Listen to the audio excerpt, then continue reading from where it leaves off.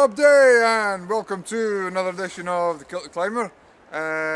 So today we're going to be talking about 7 of Scotland's deepest and darkest secrets. So as you all probably know, Scotland's a land of with a certain mystique about it.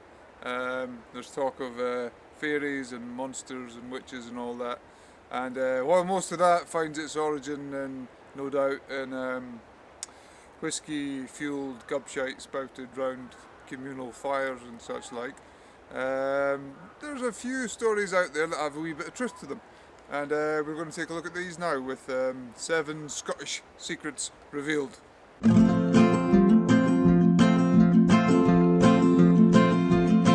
So, secret number 1 revolves around the question, do we hate the English? Now, for those of you with any knowledge of the British Isles, you'll know there's been a long history, a long-standing feud between us and our neighbours to the south. A lot of animosity there. Some of that's justified, some of it not so much. So, do we hate the English? Well, hate's a strong word, it's a very strong word. While there are certain distinctly unlovable characteristics about our neighbours to the south, I wouldn't say we hate them quite so much. We hate their politicians. We hate the way that they've dragged us out of the European Union. We're not such big fans of their Queen. Their Queen, not our Queen. And their football commentators, we always get far too excited when they take on such giants as San Marino and such like. Their very shite approach to dealing with the finances of our isles by robbing our oil and then selling it back to us at inflated prices, and the history, of course, of coming up to the north and stealing our land and slaying a few of our people now and then. But apart from that, do we hate them? We dislike them strongly, I think is the best way to put it. Besides their shite politics, shite accents, shite Queen, and a few other bits and bobs, they're not too bad.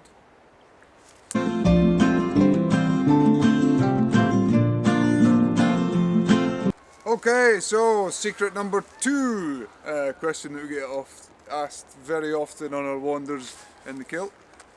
What's underneath that kilt? Well, Scotland is a land famed for its mellifluous names that all sound very, very exotic and archaic at the same time, which is interesting. So we've got places like Kinnacher, Benaglo, Achnasheen, Achnashellach, Curis. Tons of fancy names out there for those of you who are fans of toponyms. Unfortunately, when it comes to telling you what's underneath our kilts, the names are a little less original and not quite so exciting. Underneath our kilt there are 4 things in total.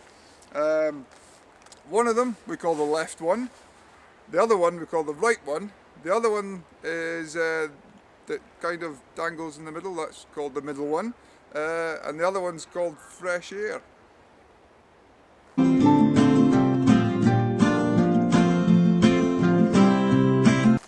Okay, so secret number 3. Why is the unicorn our national animal? Now that's a very good question. Personally, I would have plumped for a stag or maybe even the sheep, or one of those geese that you can hear screaming above our heads at the moment. Probably not the unicorn. You see, unicorns are, well, they're 10 a penny and they're a bit of a pain in the arse, to be honest. Very clumsy creatures, kind of like bears in North America, I suppose, you know. They go raking through folks' trash and so on, crossing roads when you're just trying to get to work. Bloody all over the place.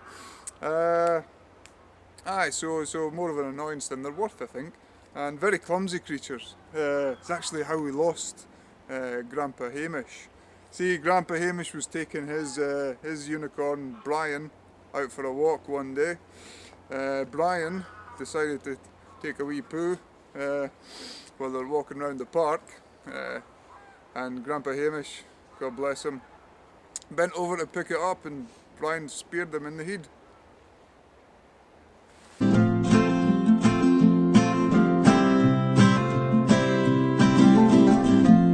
So, secret number 4. Is Sean Connery immortal? Now, it's a very hard one, this. See, Sir Sean as he is these days. He's been kicking about for a fair while now. He doesn't seem to be going anywhere in a hurry. And trying to get to the bottom of this one. I had a word with my neighbour Morag, who's at least 500 years old. And she assures me that Sean was kicking about when Keith Richards was just a child and Moses was a mere teenager. So that would suggest that he's pretty damn immortal.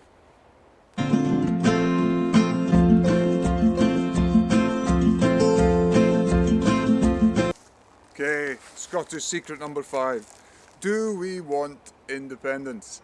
Now, this is a tricky one, and there's 2 ways of answering it. There's the diplomatic way and the less diplomatic way. Now, so this one was thrown into question a little bit by the last referendum back in, was it 2015, when something came over the populace as a whole and we voted no in the independence referendum.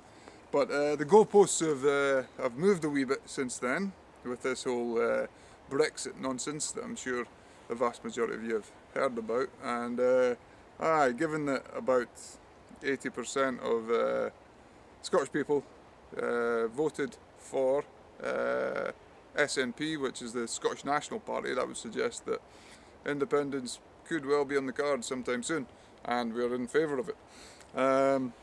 There's always a bit of doubt there, you know, trying to balance up what would be best for the country. A lot of people talk about our financial interests being best served by remaining with the English. So that's a possibility. That's always a possibility. But you know, the brain says, yeah, okay, maybe stay with the English. The heart says something entirely different, along the lines of fuck no.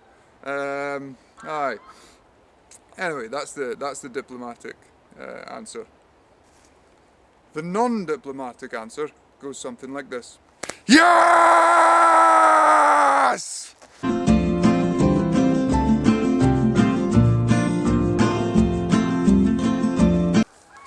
Scottish secret number 6. Is it true that we're tight?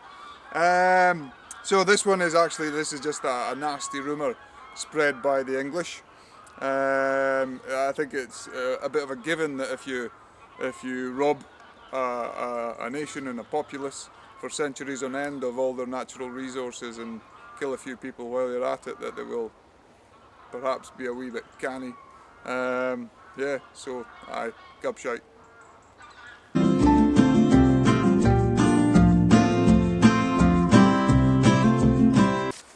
Scottish secret number 7. Is the Loch Ness Monster real? Well, I personally find it very hard to believe in the days of Boris Johnson and Donald Trump that people can seriously question whether or not the Loch Ness Monster is real. We accept the existence of these otherworldly creatures without any question about it. Why should we not believe that Ness is real? So the lack of sightings of Nessie in recent years is probably, you can put that down to her being a wee bit down in the dumps. She's a she, by the way, yep, female. Bit down in the dumps. She took the whole Brexit business a bit hard as well. Wasn't best chuffed with the failed independence vote, and people were turning up in their droves at your house every day trying to just get a glimpse of you, or sticking cameras in your business at all hours of the day. You'd probably be a wee bit miffed too, I think. Anyway, next time I see her, I'll give her a wee hug to cheer her up. Well folks, that's the end of our 7 Scottish secrets revealed. Hope you enjoyed this video, and I hope you'll turn back in for the next episode of the Kilted Climber, which will be shot, I would imagine, back in Italy. At the moment, I'm back in Scotland for the holidays, for Christmas and New Year. I'd like to wish you all the best in 2020. Make it a good one. And yeah, catch up with you again soon, guys. Thank you. Bye bye.